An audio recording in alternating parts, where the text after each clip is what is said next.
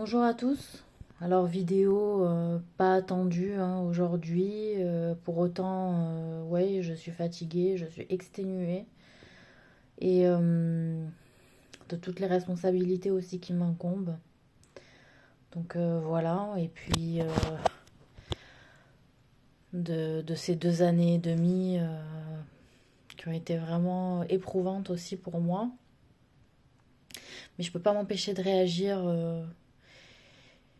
et de ne pas expliquer de manière peut-être un peu pédagogue euh, les raisons de l'animosité qui règne là en ce moment entre musulmans et non musulmans. Alors j'ai pas envie de dire chrétiens, hein, cette histoire de voile comme ça qui est latent, hein, faut dire ce qui est. Chaque fois je dis sur mes réseaux, allez c'est la dernière fois que j'aborde le sujet, c'est la dernière fois que j'aborde le sujet. Mais en fait le débat est sans cesse relancé et on voit que c'est animé. Donc là, moi, où j'aimerais vraiment intervenir et dire quelque chose de fort, d'accord, c'est, je vais dans un certain moment passer un message à mes chères sœurs musulmanes. Nous, on s'appelle sœurs, comme les francs-maçons, ils s'appellent frères, sœurs. Nous aussi, en islam, on s'appelle frères et sœurs. Voilà. Et puis, comme chez les chrétiens, hein, mon frère, ma sœur. Voilà. Donc, qu'est-ce que je voulais dire? Pourquoi les femmes en général, portent le voile en Occident, alors qu'elles ont la liberté de pouvoir ne pas le faire. Pourquoi les femmes qui portent le voile en Occident, alors qu'elles ont la liberté de ne pas le faire, le font? Je suis très mal maquillée, hein, excusez-moi. Voilà. Ça vous donne une excuse pour fixer là où il y a des défauts. Voilà. Qu'est-ce que je veux dire? Parce qu'il y a, et pourquoi les femmes se sont mises à se voiler alors qu'on n'était pas voilé? Pourquoi on s'est mise à se convertir à l'islam alors que la question, elle ne se posait pas pendant des décennies? Parce qu'on a fait un constat, nous femmes, on n'est pas des idiotes. Hein, on a fait un constat de cette société un peu faussement égalitaire, hein, faussement égalitaire, qu'en réalité peut-être cette égalité homme-femme, elle était construite sur une forme de mensonge un petit peu manipulatoire, d'accord, à visée sociétale, mais aussi communautaire, mais aussi empirique et consumériste, hein, en réalité. Voilà, c'est ça qu'il faut se dire. Et qu'au travers des relations qu'on a pu avoir entre hommes et femmes, de notre propre fait, de notre propre expérience, on s'est rendu compte que il y avait un respect illusoire. Il y avait une égalité illusoire. Que finalement, de manière naturelle, hein, la femme faisait pratiquement toujours passer l'homme avant elle. Et que même si elle n'était pas menée par un type de confession religieuse, hein, n'est-ce pas? C'est juste de se dire que la femme aimait bien dépasser les autres femmes pour séduire le mâle alpha. Pour séduire le mâle alpha, il fallait prouver qu'on était une femme forte et qui savait se soumettre au mâle alpha. Aujourd'hui, on rentre dans un état de fait où la femme est devenue la femme alpha et on essaie de jauger un petit peu entre couples si c'est de ce couple la femme qui porte la culotte ou l'homme qui va la porter. On est des expérimentateurs, hein. Nous sommes des expérimentateurs de relations, de vie, de la vie. Nous sommes des expérimentateurs de la vie. Voilà.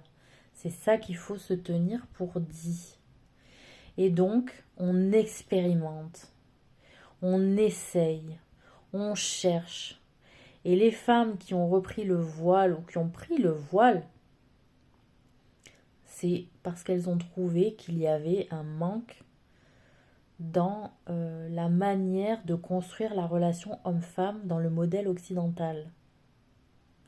Et qu'il y avait des choses qui étaient mal définies, ce sur quoi les disputes trouvent énormément de place quand les choses sont mal définies dans le couple, alors que quand il y a une guidance plus stricte, plus posée, plus cadrée, plus stricte, de manière souple, on n'est pas dans un schéma de dictature dans le couple islamique, qu'on se le dise. On n'est pas dans un schéma de dictature, sauf, malheureusement, alors en Iran, les femmes ne peuvent pas enlever le voile. En Malaisie aussi, les femmes ne peuvent pas enlever le voile si elles sont musulmanes. Et en Afghanistan, n'en parlons pas. Cela, on est, je pense, certains musulmans, plusieurs, à dire que la femme musulmane qui ne voit pas le soleil pendant la journée, c'est pas dans le Coran, c'est pas une demande de Dieu, c'est pas une exhortation du message islamique.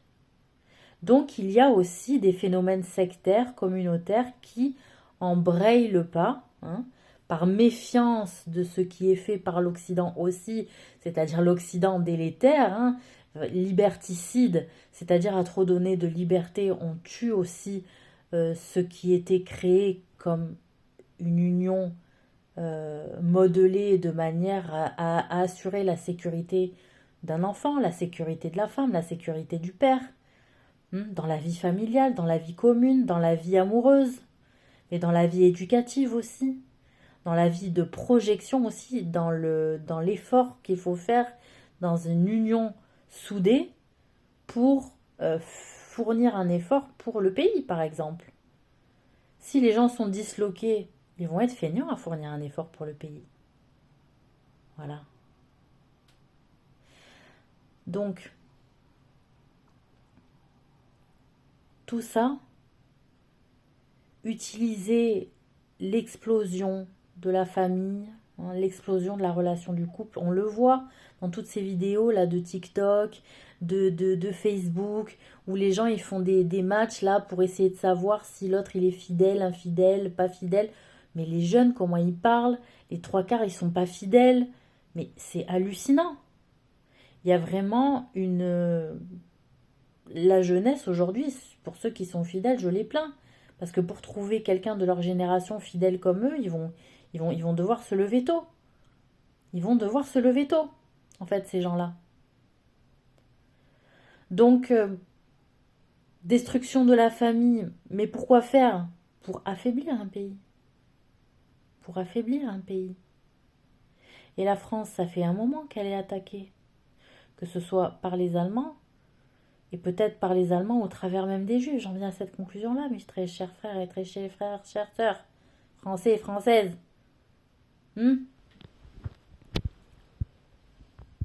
moi, ce que je crains vraiment,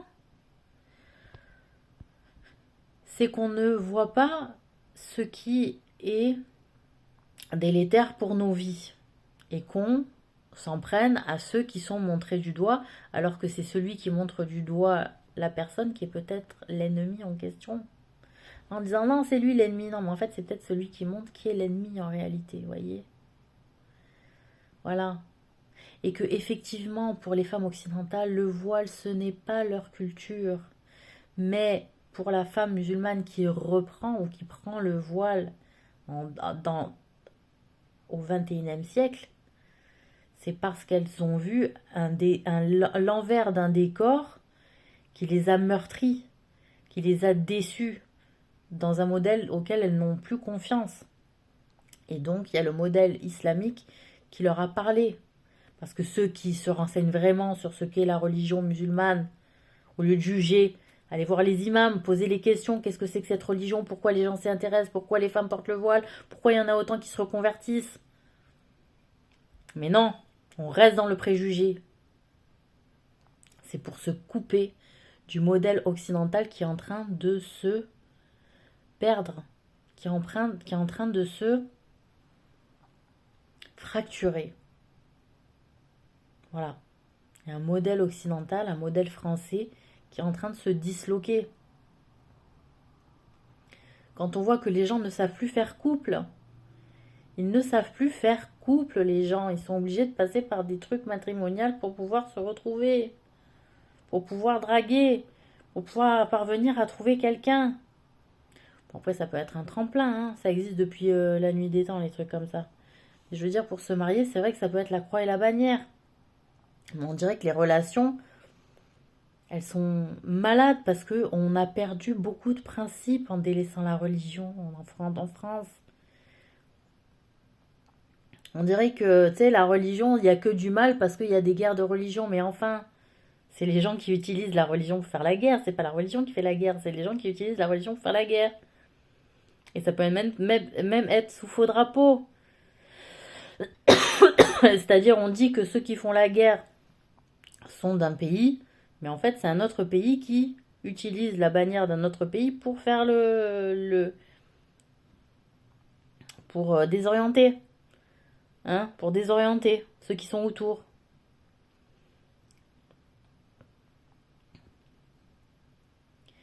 Donc, c'est pas la religion qui est mauvaise. Si vous êtes contre la religion, ça veut dire quoi? Que vous allez tolérer le vol, vous allez tolérer le viol, vous allez tolérer le meurtre, vous allez tolérer l'abus envers les orphelins. Et c'est ce qu'on voit qui est fait en France.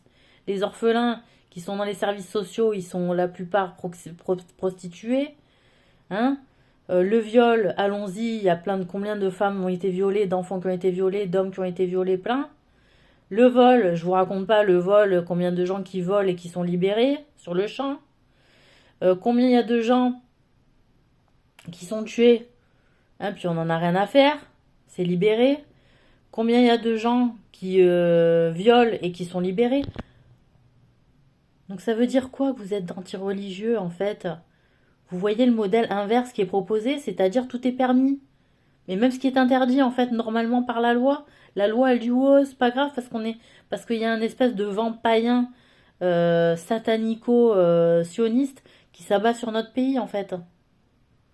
Faut le dire ça, voilà, faut le dire, c'est assumé. À un moment donné, je ne te juge pas par ta parole, je te juge par tes actes. Et qu'est-ce qu'on constate en France, dans les statistiques, dans les faits, tous les jours?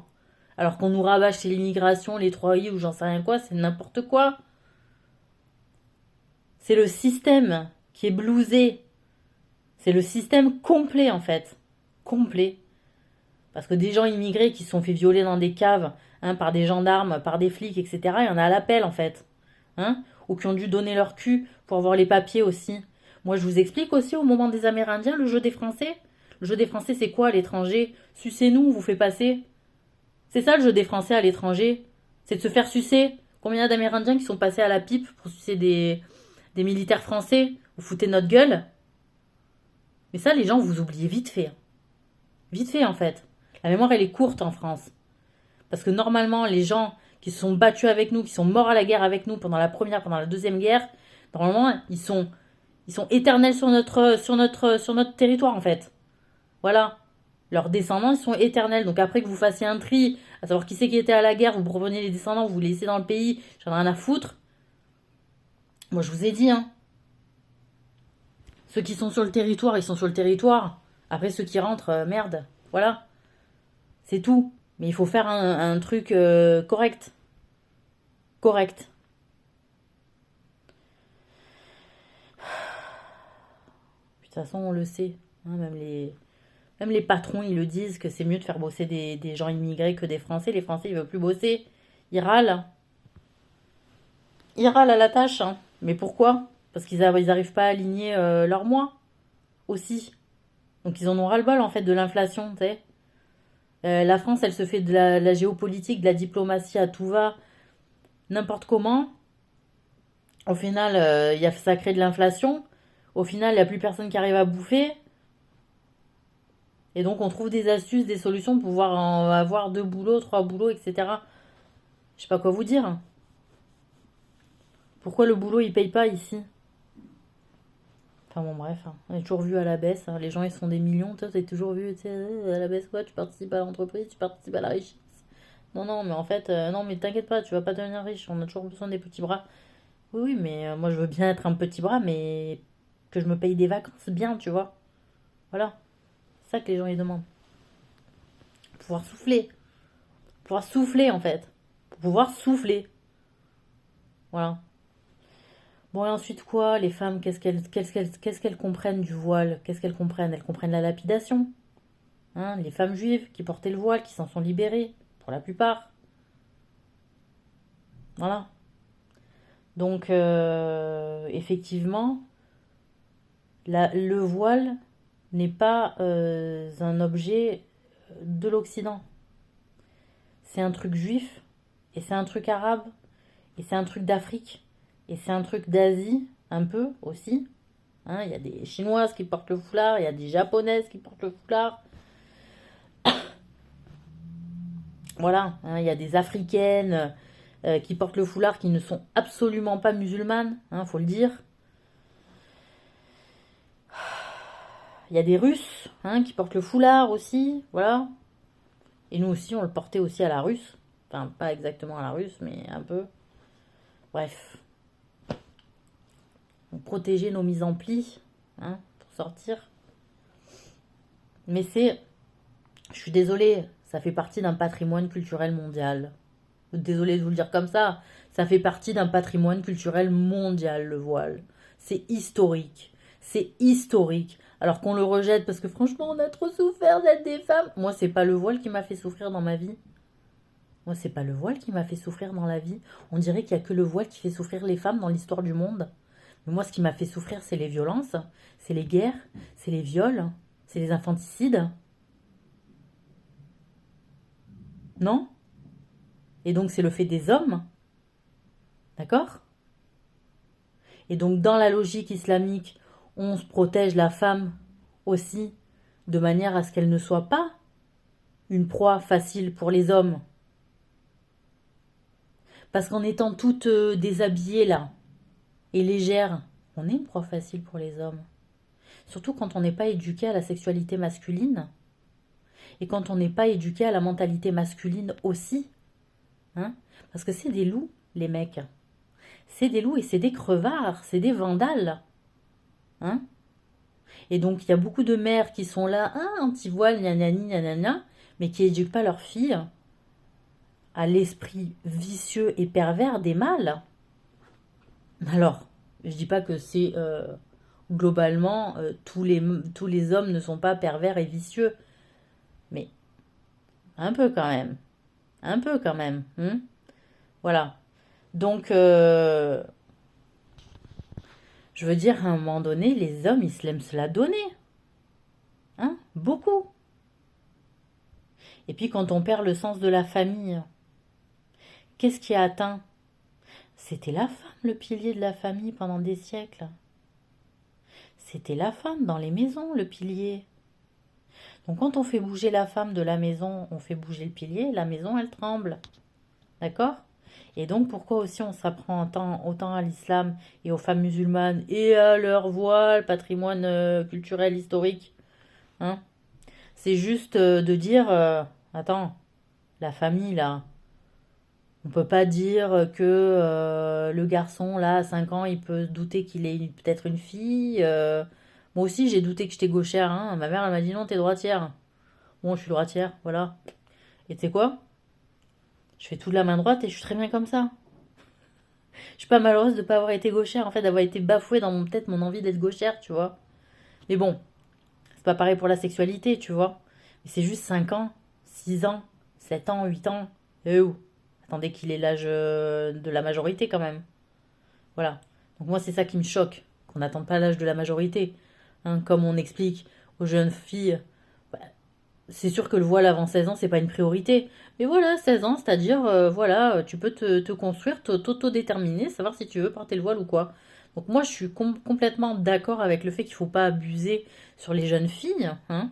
Moi, j'ai demandé à ma belle famille algérienne comment, à partir de quel âge la fille, parce qu'il y a une jeune fille qui a 11 ans, à quel âge elle va commencer à apprendre à cuisiner. Elle m'a dit, bah, à 18 ans, à la majorité, elle va commencer à apprendre à cuisiner. Elle va être tranquille jusqu'à ses 18 ans. Voilà. 18 ans, elle va y arriver. Des fois, dans les pays où on dit gna gna gna gna gna gna, bah, ils sont juste plus éclairés parce qu'ils ont l'habitude d'être dans le jus, en fait. Voilà, ils sont dans le jus. Alors que t'as les convertis, là, qui veulent faire plus bien que bien, et qui te foutent le bordel dans le pays, que c'est pas le bon pays pour le faire. Voilà, faut le dire ce qui est. Donc, moi je répète, il y a un hadith du prophète qui dit qu'il ne faut pas bousculer les coutumes du pays dans lequel on n'est pas chez nous. La France, c'était pas un pays musulman qu'on nous a pris. C'était pas un pays musulman qu'on nous a pris, la France. Donc, les Juifs ont été acceptés par les Français pendant des siècles. Ils ont pu vivre comme ça. Ils n'avaient pas le statut de citoyen. Ils n'avaient pas le statut égal par rapport aux autres personnes. Voilà, ils n'étaient pas considérés vraiment encore comme des humains à égalité avec les Français. Donc ça a pris du temps, ça a pris des siècles pour que les Juifs ils fassent leur place en France. Et que donc les Arabes, ils sont arrivés dans les deux derniers siècles, 19e et 20e. Et que du coup, il faudrait tout qu'ils aient et qu'ils aient toute la place. Ça fout les boules aux Juifs. Ça fout les boules aux Juifs, je vous le dis. Donc à un moment donné, qu'est-ce que vous voulez faire? Moi, je vous le dis, arrêtez de vous battre, de forcer le voile dans les institutions privées de travail. Si vous montez votre entreprise, là, les sœurs voilées, vous portez votre voile, c'est à vous, c'est votre entreprise, ça vous regarde. D'accord? Si vous portez... Mais arrêtez de forcer dans le travail, en fait. Je crois que ça va foutre un malaise à tout le monde. Et il ne faut pas faire le malaise quand on est musulman. Je répète qu'il faut être un exemple. Et donc, il faut montrer l'exemple de la sagesse, en fait. Voilà. Et de ne pas bousculer son prochain. De montrer quand même que c'est pas une bataille qu'on doit gagner, en fait. On n'est pas en train de coloniser la France. On n'est pas en train de vaincre le pays pour qu'on puisse porter le voile, etc. Moi, je veux pas qu'on perde le droit de porter le voile dans l'espace public. C'est un droit, c'est inaliénable, c'est écrit dans la Constitution, ça est écrit dans la Déclaration des droits de l'homme, c'est important. Mais pousser mémé dans le coco, dans les orties, c'est pas bon. Ça fout le bourdon. Il y en a, ils sont allés trop loin, là, dans les années 2000. Des mères à dire oui, il n'y a pas halal à la cantine, oui, on nous fait manger du porc. Et alors, tu manges pas le porc, tu manges un jour dans la semaine, tu as que les légumes. Tais-toi.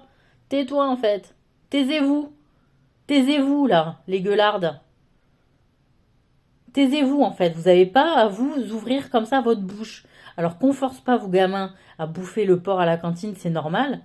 Mais arrêtez de vous plaindre. Voilà. Parce que je vous le dis, les Juifs, ils en ont chié pendant des siècles. Je suis juive, je les défends. Je parle pas d'Israël, je parle des Juifs. On a porté des jeux horribles. Horribles, on a porté des jeux horribles. Les Juifs, horribles. Voilà. Donc, moi, je ne renie absolument pas la souffrance des Juifs dans l'histoire du monde. On est un peuple qui a beaucoup souffert. Pour autant, il faut du temps aussi à la France d'accepter cette histoire même de voile dans l'espace public, en fait, parce qu'il y en a beaucoup, et puis il y en a de plus en plus, et donc ça fait peur, on se dit merde, ils vont nous apporter la lapidation en France, donc c'est ça aussi, il faut rassurer en disant, attendez, la lapidation, certes, c'est écrit dans le Coran, mais il y a des tas de choses qui sont écrites dans la Torah qui ont été délaissées, il y a des tas de choses qui sont écrites dans l'Évangile qui ont été délaissées, il y a des tas de choses qui ont été écrites dans le Coran qui ont été délaissées. Donc je veux dire par des peuples musulmans, comme le Maroc, comme l'Algérie. Le Maghreb, c'est un très bon exemple. Les Berbères, qui peuplent le Maghreb au départ, avant l'invasion arabique, mais ils sont quand même restés entre eux, les communautés berbères, ils ont toujours fait passer la femme. Ils étaient toujours en train de être gouvernés par des reines. Ils ont un respect pour la femme, les Berbères. C'était des reines qui les gouvernaient. Les reines berbères. Ils respectent beaucoup la femme, les Berbères. Donc voilà. Donc c'est tout ça aussi, parce que il y a le monde arabe et puis il y a le monde berbère maghrébin, mesdames, messieurs. Aussi, il faut que vous le dites, il faut vous le dire ça. Donc voilà. Et puis, il y a aussi cette histoire de les Algériens, ils viennent pour la sécurité sociale. Les Algériens ont une sécurité sociale. Les maladies chroniques sont remboursées à 100%. Sont remboursées à 100%. Qui que tu sois en Algérie, c'est remboursé les maladies chroniques à 100%. Mais s'ils viennent en France, comme les autres pays africains où il n'y a pas l'argent comme ça, avec des sommes à plus de 1000 euros, ils viennent pour l'argent. Et pour les soins, parce que les soins, ils ont le scanner hein, en Algérie. Hein. Ils ont le scanner, ils ont l'IRM, ils ont comment ça s'appelle bon bref, vous m'avez compris là. Hein. Donc voilà, ils ont ces machineries. Hein. Ils ont ces machineries. Voilà. Il y a des gens, ils ont un problème de santé, ils survivent. Il y a un service de SAMU. Il y a des gendarmes. Il y a une police. Il y a la police, il y a les gendarmes, il y a les militaires, et il y a le SAMU, et puis il y a les médecins, et puis il y a les, voilà. Il y a les hôpitaux, il y a les maternités, il y a les cliniques, il y a les hôpitaux publics. Hein, voilà. Donc après, c'est juste que par rapport au salaire qu'ils gagnent, c'est plus intéressant de gagner 1000 et quelques euros en France et de faire sa petite richesse en Algérie. Voilà. Mais nous, Français, si on était dans une situation similaire à l'Algérie et que, par exemple, nous devrions partir, je sais pas moi, en Norvège pour faire notre bif, parce que là-bas, ça serait payé, je sais pas combien, on le ferait. On le ferait. Comme ceux qui sont frontaliers en Suisse, ils le font. Voilà, ils le font. D'accord? Ils se mettent à la frontière, ils prennent l'argent en Suisse et puis ils se payent la baraque parce qu'ils gagnent 3000 balles et c'est le SMIC de la Suisse, t'as compris? Voilà. Donc, donc c'est tout, c'est pour l'argent, c'est pas pour adhérer aux coutumes occidentales. C'est-à-dire, ils viennent prendre l'argent, voilà, basta, parce que c'est là où il y a l'argent, parce que la France, elle s'est faite aussi sur l'Afrique, enfin, et sur le pillage de l'Afrique. Donc les mecs, ils disent, attendez, vous nous avez pillé, vous nous emmerdez chez nous, on va chez vous, on prend l'argent. Et puis on s'en fout de vos coutumes, en fait. Ça aussi, il faut se le dire, faut pouvoir l'entendre, quoi. C'est-à-dire, tu vas pas me forcer à boire une bière, tu vas pas me forcer à manger du porc, tu vas pas me forcer à prendre tes coutumes, en fait. Voilà. Si par exemple un Français il part, je sais pas moi, à Ouagadougou, tu vois, pour faire un truc, il va avoir les coutumes et tout, il va dire ouais c'est cool et tout, mais moi je vais pas envie de faire pareil quoi, tu vois. Mais je vais bosser chez toi, voilà, vas-y, je vais bosser à Ouagadougou, ça me dit bien, je vais bosser au Sénégal, je vais bosser au Bénin, je vais bosser aux Comores, enfin n'importe où, imaginons, un Français qui va bosser. Mais il va pas, tu vois, faire il va pas se mettre à vivre et à faire les coutumes africaines en fait. C'est pas son truc. Il est français le mec, tu vois. Ça aussi, il y a un côté, tu vois, miroir où le français il est centré comme ça sur lui, mais essaie de te projeter dans un autre pays avec un autre complexe en fait, et avec une autre façon de faire. Est-ce que toi tu ferais comme eux en fait? Sous prétexte que t'es dans leur pays et que tu te mettrais à faire comme eux avec leurs coutumes et tout machin. T'essaierais une fois, mais après basta, si c'est pas ton truc. Donc il y en a, ils ont adhéré aux coutumes nickel, et puis il y en a, les coutumes, non, c'est pas leur truc, quoi, tu vois. Voilà.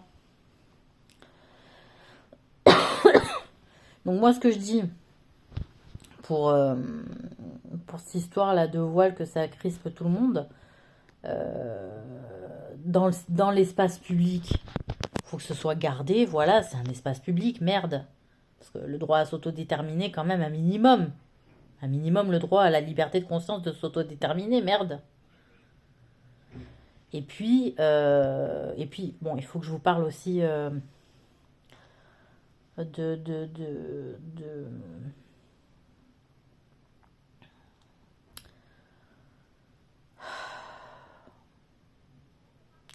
Faut que je vous parle de quoi aussi?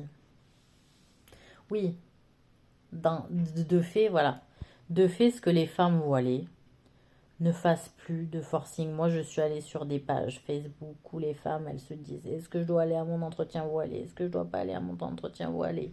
Pour chercher du travail, etc. Par en respect de la religion. Parce que la femme chrétienne, la sœur chrétienne, la sœur chrétienne, qu'est-ce qu'elle fait? Elle sort de la société. Et elle met son voile. Donc, il n'y a pas de question de contrat de travail, d'embauche. D'accord? Mais la sœur musulmane, si, parce qu'elle est indépendante, elle est dans le cycle de la vie normale, elle ne se coupe pas de la vie, elle a envie de faire partie, ça je l'ai déjà dit, hein, la femme musulmane, elle reste dans le mariage, elle reste dans la vie de la société, elle ne se coupe pas de la vie civile, etc. Donc bon. Et donc moi j'ai envie de dire, les sœurs, ne vous projetez plus comme ça, parce que là, ça devient, il y a un gros malaise, c'est en malaisant pour tout le monde, parce que CNews, ils ont fait un abattage mental énorme, énorme, et ils ont réussi. Ils ont réussi à faire tourner le vent contre beaucoup de gens, contre beaucoup de personnes hein, qui sont des bons éléments en fait pour le pays, mais bon, les gens ils s'en fichent. C'est l'apparence en premier hein, en France, faut le savoir, hein, faut le savoir, c'est l'apparence en premier. Chaque pays a sa manière de faire, chaque pays a sa manière de se déterminer. Les apparences sont très importantes en France. Voilà, c'est très important.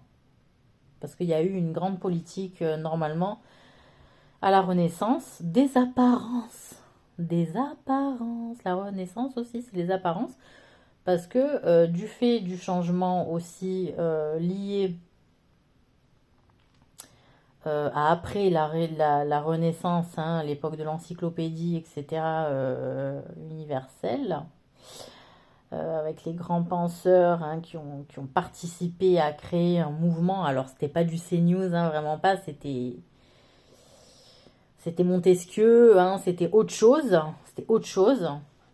mais qui parlait des faits de société, qui en parlait bien, et qui aidait l'homme à s'autodéterminer, hein, à avoir sa propre liberté de conscience, et à se libérer de la religion, mais de manière à ce qu'il puisse s'autodéterminer.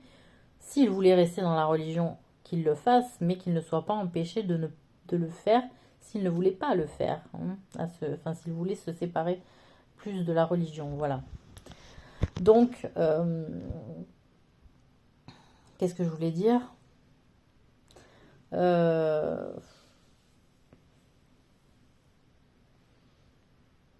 Donc, de ce fait que la mentalité, elle était quand même autre, mais que malgré tout, les apparences sont vraiment fortes, hein, le besoin de se réunir par groupe d'apparences soit forte. Donc, et ben en réalité, la France, là, moi, ce que je ressens des Français, de la France, ce que je ressens, c'est que ils ont besoin de se déterminer. Ils arrivent à un moment où la France, elle se projette dans le futur. Il y a une nouvelle génération aussi qui arrive. Et ils ne se projettent pas avec de l'islam et du voile de partout. Malgré le passé colonialiste de la France, d'accord, il y a des générations qui arrivent qui ne veulent pas emporter le poids de ce poids-là de colonialisme parce que ils ne comprennent pas le voile, parce que ça ne fait pas partie de la culture française, parce que c'est quelque chose qui vient de l'extérieur et que ce qui vient de l'extérieur, normalement, doit faire l'effort de se plier à ce qui est déjà en place. Et c'est comme ça que ça a toujours fonctionné. Voilà.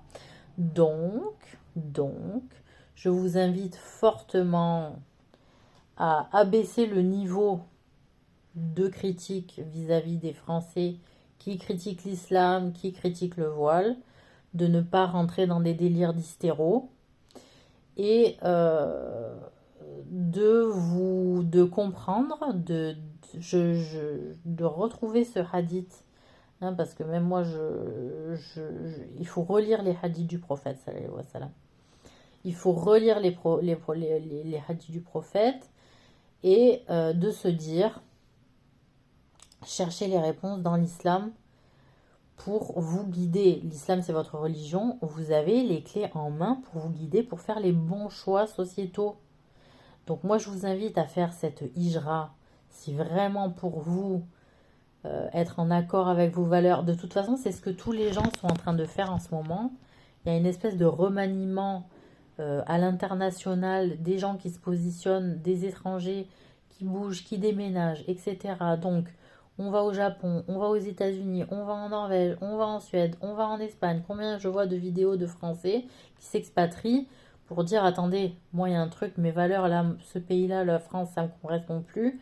Donc je vais aller voir ailleurs si j'y suis. Voilà, donc les gens, ils se recadrent par rapport aux valeurs. Donc c'est vrai que dans les pays musulmans, il y a un petit effort à faire en termes de chaleur et de coûts, hein, à part à Dubaï, à part au Qatar, tout ça, où il y a des salaires hauts. Je veux dire, dans les autres trucs, à part avoir un business en ligne, tu vas pas avoir un salaire phénoménal. Donc voilà, donc c'est tout ça aussi qu'il faut revoir à la baisse. Hein. Mais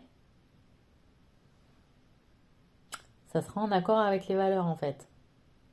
Donc après, il y a des cas particuliers comme moi. Moi, je suis un cas particulier, franchement, pour la France, c'est sûr. Mais il y en a d'autres, vous n'êtes pas des cas particuliers, en fait. Vous n'êtes pas des cas particuliers. Voilà. Moi, j'ai une histoire avec la France, c'est historique. C'est historique, c'est séculaire, l'histoire que j'ai avec la France, moi. C'est séculaire, ça fait des siècles. Des siècles que ce pays, c'est mon terrain. Voilà. Comme l'Angleterre, ça a été mon terrain. Comme l'Espagne, ça a été mon terrain. Voilà. Mais la France, c'est séculaire, cette histoire que j'ai avec ce pays. Donc, voilà. Donc, ne me regardez pas moi. Moi, je fais ce que je veux. Moi, je fais ce que je veux. Voilà. Moi, je fais ce que je veux. Voilà. Mais pour les autres, vous n'êtes pas des cas particuliers pareils. Désolée de vous le dire. Donc, vous avez le droit de me prendre comme exemple pour des décisions, mais moi j'ai envie de vous dire, suivez mes conseils.